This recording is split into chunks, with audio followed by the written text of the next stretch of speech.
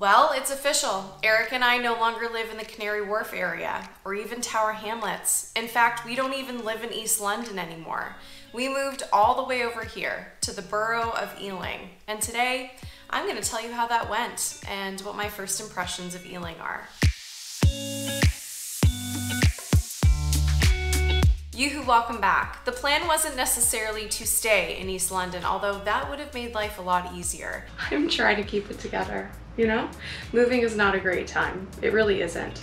It's not been horrible so far, but it's not my favorite activity in the world. The plan also wasn't to move twice within 1 year, but our landlord pulled a quick one on us, so here we are. When faced with the option to look for flats in different parts of London, we said, why not? We certainly didn't move to the UK to feel comfortable, so why pass up an opportunity to explore different neighborhoods? Ealing came highly recommended to us. We weren't sure, but a flat popped up that we were both interested in. I rushed out one afternoon to see it. That evening, we end up in a bidding war. We find ourselves saying yes to a flat that Eric had never stepped foot in.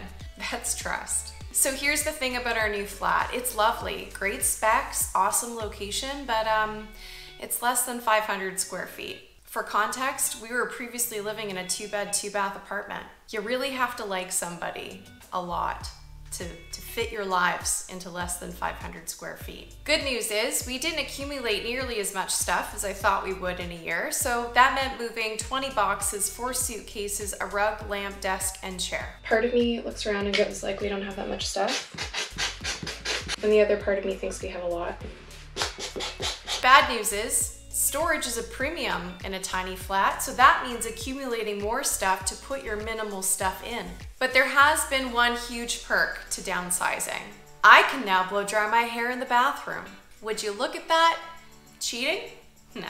Our environment, lifestyle, and routines have changed a little bit since our move. First off, we spent the first week sleeping in our living room. Nighttime routine when your landlord hasn't removed the bed yet. Day 3.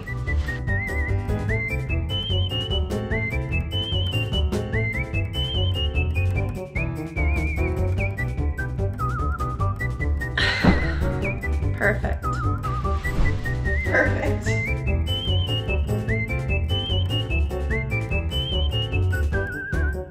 Trying to remember where you've put things in the kitchen also tends to be challenging. In addition to less than ideal sleeping arrangements and rogue eggs, we've traded in docklands for green space, high rises for quiet residential neighborhoods, views of London for the high street, DLR rumbles for sirens and road ragers, and fields of sheep for people. A lot of people. Same, but different. Most enjoyably, I've settled into daily visits to Ealing's park system. Spring in London is uniquely charming, and arriving here in the height of cherry blossom season was an unexpected perk.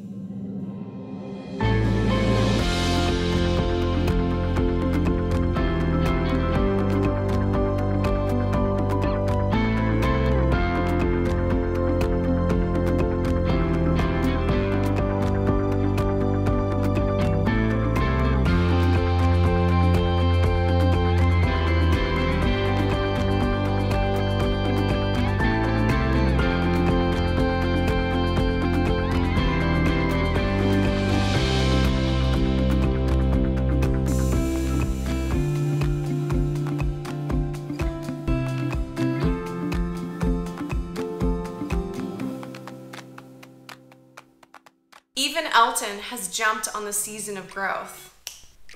I love that trick. We weren't here even a week and he grew a new leaf. No pep talk needed. Diego, on the other hand, who you haven't met yet, missed the move memo and had to stay at the old flat for a week in quarantine. Gets here, demands to be repotted, and quite honestly is just looking a little bit sad. So there's that. One of the things I love about London is that each borough has its own personality, and fitting into the Ealing vibe has not been difficult.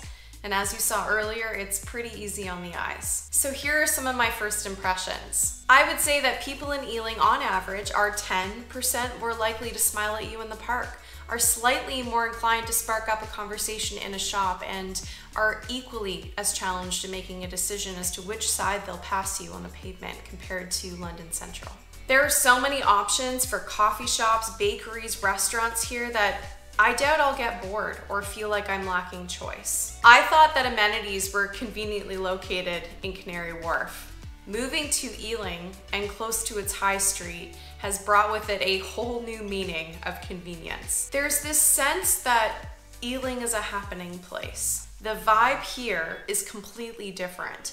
People are constantly rushing around, running their kids to school, meeting with friends, bumping into you with their shopping bags, and also talking really loudly on their mobiles. Why is that? While living in Canary Wharf, Eric and I were feeling relatively unscathed by TfL drama. With the Central and District lines being our primary tube routes, this has completely changed our perspective. Since moving here, I've seen tube rage like never before, been stuck on the District line because signal staff disappeared. How does that happen? And now have this just general lack of confidence that I will either be able to leave Ealing or come back home. I quietly celebrate the days that nothing happens. London loves dogs, yeah? Ealing loves dogs. Ealing parks are full of dogs. They are a haven for pet owners, canines themselves, and me. Sometimes I even get to pet one if it acknowledges that humans exist, which is a rare trait to find in a London dog.